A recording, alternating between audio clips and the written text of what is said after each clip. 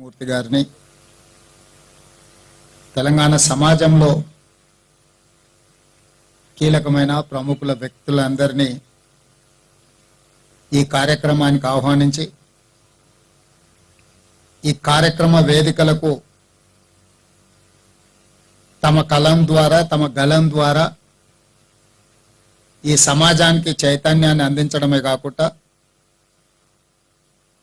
ఈ సమాజం ప్రజా పోరాటాలు నిర్మించడానికి తమదైన ప్రయత్నం చేసిన కవుల కళాకారులను పేరు ఈ వేదికలకు పెట్టడం ద్వారా ఇక్కడికి వచ్చే పుస్తక ప్రియులకు పుస్తకాలలోనే కాకుండా ఇక్కడ ఉన్న వేదికల ద్వారా కూడా ఒక సందేశాన్ని ఇవ్వాలన్న ఆలోచనతో ఈ కార్యక్రమాన్ని నిర్వహించినందుకు నిర్వాహకులకు మనస్ఫూర్తిగా నేను అభినందనలు తెలియజేస్తున్నాను.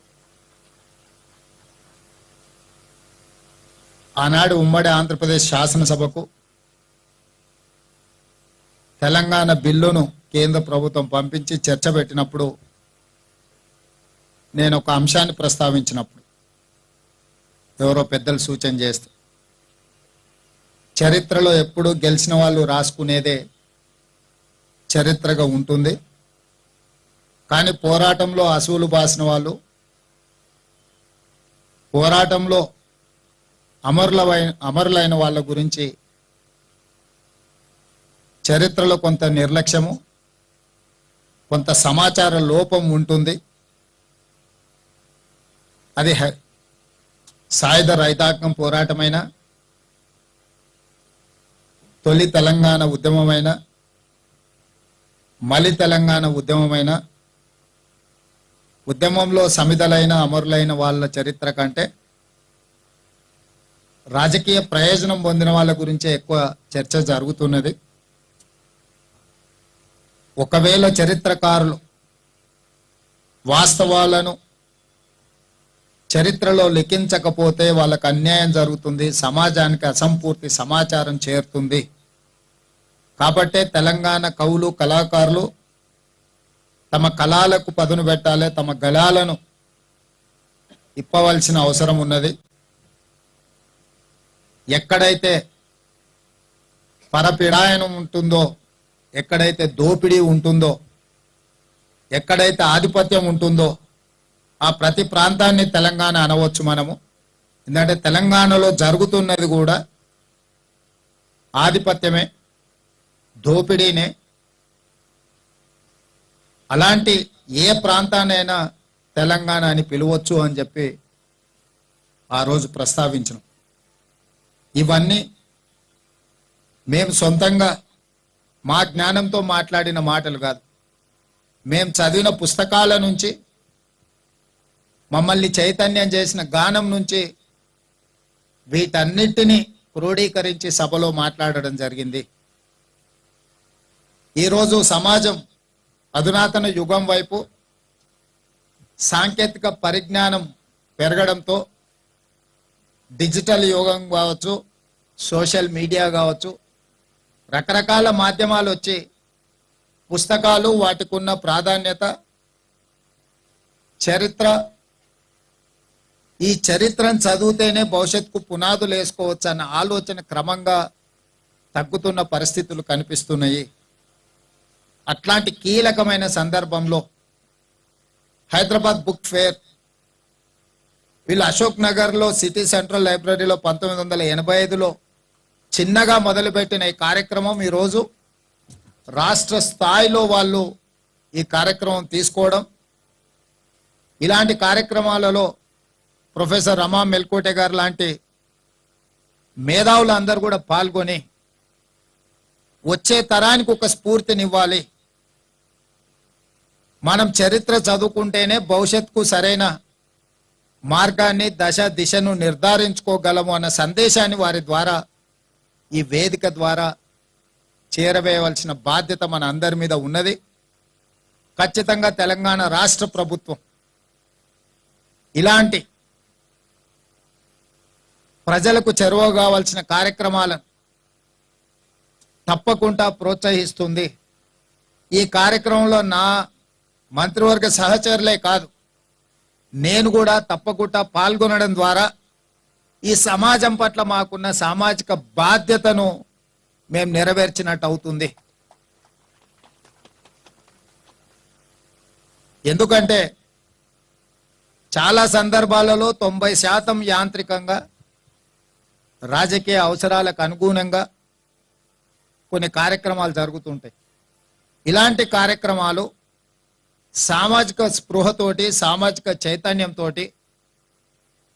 ఈ సమాజంలో వస్తున్న మార్పు మంచిదా చెడ్డదా, ఆ మార్పు సమాజానికి ఏ రకంగా ప్రయోజనం చేకూరుతుందని విశ్లేషించుకోవడానికి పనికొచ్చే వేదికలు ఇవి. ఇక్కడ చాలా పుస్తకాలు ఇక్కడికి వచ్చే వరకు చాలా మందికి ఇక్కడ ఉన్న ఎంత విజ్ఞానము ఎంత సమాచారం ఇక్కడ ఉందో చాలా మందికి కొత్త తరానికి తెలియదు. ఈ కొత్త తరం వాళ్ళకి తెలిసిందల్లా గూగుల్ ఒకటే, అందులో గూగుల్ చేస్తే ఆ వచ్చే సమాచారమే నిజమని అనుకుంటుంటారు. అందులో ఎవరో ఒకరు చేరవేసిన సమాచారమే మళ్ళీ వాళ్ళు చదువుకుంటున్నారు. అది వాస్తవం అవాస్తవానికి మధ్యలో there is an gap between truth and లై. ఎవరు ముందుగాల అందులో ఏదైనా సమాచారాన్ని పెడితే అదే నిజం అనుకునే భ్రమలు. అందుకే ఎప్పుడు కూడా చరిత్రకారులు రాసిన పుస్తకాలు చదవడం ద్వారా చరిత్రలో కనుమరుగైన గొప్ప వ్యక్తుల గురించి తెలుసుకునే అవకాశం ఉంటుంది. అది నేను సంపూర్ణంగా విశ్వసిస్తున్నాను. ఎందుకంటే పోరాడి అమరులైన వాళ్ళ గురించి ఎవరో ఒక చరిత్రకారులు రాస్తే తప్ప రాసుకోవడానికి లేదు. గెలిచిన వాడు ఎవడైనా తన గురించి గొప్పగా రాసుకుంటాడు, ఎందుకంటే అధికారం తన చేతిలో ఉంటుంది. రాసేవాళ్ళు రాయించే వాళ్ళు వాళ్ళకు అనుకూలంగానే ఉంటారు. వాళ్ళకు అనుకూలంగా రాయించుకున్న చరిత్రనే నిజమైన చరిత్ర అని భ్రమలు కల్పించే విధంగా మనం కళ్ళ ముందు 10 సంవత్సరాలు చూసినాము. అందుకే గత 10 సంవత్సరాలు మన ముందల కనిపించిన చరిత్రలో ఉన్న వాస్తవాలు అవాస్తవాలను గుర్తించి ఈ వేదిక మీద ఇక్కడికి వచ్చిన కవులను కళాకారులను, అందుకే ఈ మధ్యకాలంలో తెలుగు యూనివర్సిటీకి సురవరం ప్రతాప్ రెడ్డి గారి పేరు మనం పెట్టుకోవడం జరిగింది. ఎందుకంటే వారి కలం ద్వారా ఆనాడు నిజాం ప్రభులకే వ్యతిరేకంగా ఒక పోరాటాన్ని మలిసిండ్రు. కాళోజీ గారు కావచ్చు, దాశరథి గారు కావచ్చు, ఇలా చెప్పుకుంటూ వెళ్తే చరిత్రలో చాలా మంది కవులు కళాకారులు మనకు స్ఫూర్తినిచ్చిండ్రు. మలిదశ తెలంగాణ ఉద్యమంలో కూడా అందశ్రీ గారు కావచ్చు, గద్దర్ కావచ్చు, గోరెటి వెంకన్న కావచ్చు, బండి యాదగిరి కావచ్చు, గూడ అంజయ్య గారు కావచ్చు, ఇలా చాలా మంది కవులు వాళ్ళ సాహిత్యం ద్వారా పోరాటాలను నిర్మించడమే కాకుండా మాలాంటి వాళ్ళను నిజమైన తెలంగాణ ఆకాంక్షను వివిధ వేదికల ద్వారా మాట్లాడడానికి, వినిపించడానికి వారి స్ఫూర్తినిచ్చిండ్రు. ఇలాంటి పుస్తక ప్రదర్శనలు భవిష్యత్ తరాలకు మన చరిత్రను చేరవేయడానికి ఉపయోగపడుతుంది. నిజమైన చరిత్రను చేరవేయడానికి ఏర్పాటు చేస్తున్న ఇట్లాంటి పుస్తక ప్రదర్శనలకు ఈ తెలంగాణ రాష్ట్ర ప్రభుత్వంలో సముచితమైన గౌరవము, సముచితమైన అవకాశాలు ఉంటాయి. ఏదైతే అంశాలను కొన్నింటి నా దృష్టికి తీసుకొచ్చారు, శాశ్వతంగా కార్యాలయంకి సంబంధించి కానీ, పుస్తకాలు విడుదల చేసుకోవడానికి అవసరమైన వసతులు కానీ, పుస్తక ప్రదర్శనలు చేసుకోవడానికి కూడా కొన్ని వెసులుబాట్లు, కొన్ని వసతులు ఉండాలని, వీటికి సంబంధించి పూర్తి వివరాలను ప్రొఫెసర్ కోదండరామ్ గారు ఏం చేస్తే బాగుంటుందో మరొక నివేదిక రూపంలో రాష్ట్ర ప్రభుత్వానికి ఇస్తే తప్పకుండా నిర్వాహకులు ప్రభుత్వానికి విజ్ఞప్తి చేసిన అంశాలను ప్రభుత్వం పరిశీలించి, ఎందుకంటే ఇది 4 కోట్ల తెలంగాణ ప్రజలకే కాదు, ఈ ప్రాంతానికి వచ్చిపోయే వాళ్ళ నుంచి సమాచారం సేకరించాలనుకున్న ప్రతి వాళ్లకు అది ఉపయోగపడుతుంది. తప్పకుండా ఆ సామాజిక బాధ్యతను తెలంగాణ రాష్ట్ర ప్రభుత్వం నెరవేరుస్తుందని తెలియజేస్తూ మీ అందరి దగ్గర సెలవు తీసుకుంటున్నా. ధన్యవాదాలు మిత్రులారా.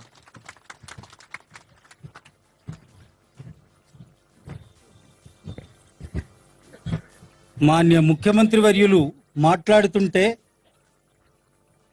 ఒక ఇంటెలెక్చువల్ థాట్ని చెబుతున్నట్లుగా అందరిలోకి మార్గదర్శనం చేసినట్టుగా ఉంది. ఇది తప్పనిసరిగా స్ఫూర్తివంతమైనటువంటి ప్రసంగం. ఈ ప్రసంగాన్ని మేము తీసుకొని హైదరాబాద్ బుక్ ఫెయిర్ ఇంకా మున్ముందుకు పోతుంది. రేపటి నుంచి 200 మందికి పైగా సాహిత్యకారులు 2 వేదికల మీద పాల్గొనబోతున్నారు. ఇప్పుడు గౌరవ ముఖ్యమంత్రి వర్యుల్ని బాలరెడ్డి గారు సత్కరిస్తారు. జూపల్లి కృష్ణారావు గారిని మన సూరిబాబు గారు, వాసు గారు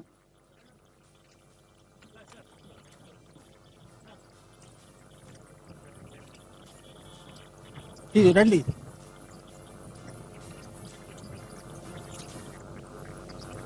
హరికృష్ణ అన్న కొద్దిగా